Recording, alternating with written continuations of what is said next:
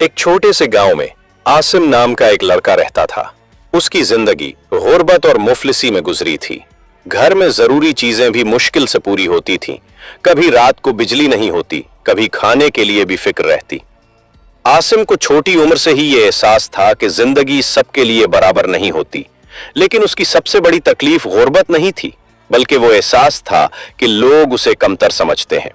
वो जब स्कूल जाता तो उसके फटे कपड़े, उसके जूते उसकी कमजोरी बन जाते थे।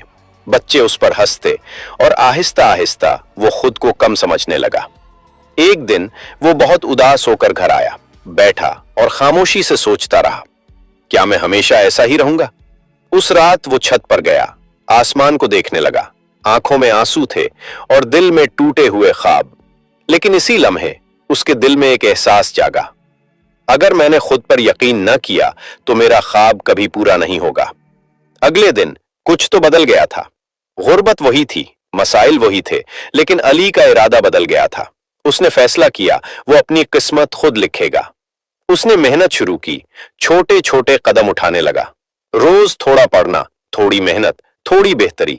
रास्ता आसान नहीं था, वो कई बार गिरा, लेकिन हर बार पहले से ज्यादा मजबूत होकर उठा, क्योंकि अब वो जान चुका था गुर्बत इंसान को रोक सकती है, लेकिन उसकी हिम्मत को खत्म नहीं कर सकती। साल गुजरे और आहिस्ता आहिस्ता अली की जिंदगी बदलने लगी। मुश्किल वक्त पीछे रह गया और कामयाबी उसके सामने खड़ी थी। कुछ साल बाद वही आसिम जो कभी मुफलिसी में जिंदगी गुजार रहा था, आज एक कामयाब इंसान बन चुका था। लोग उसकी इज्जत करते थे और उसकी कहानी से सीखते थे।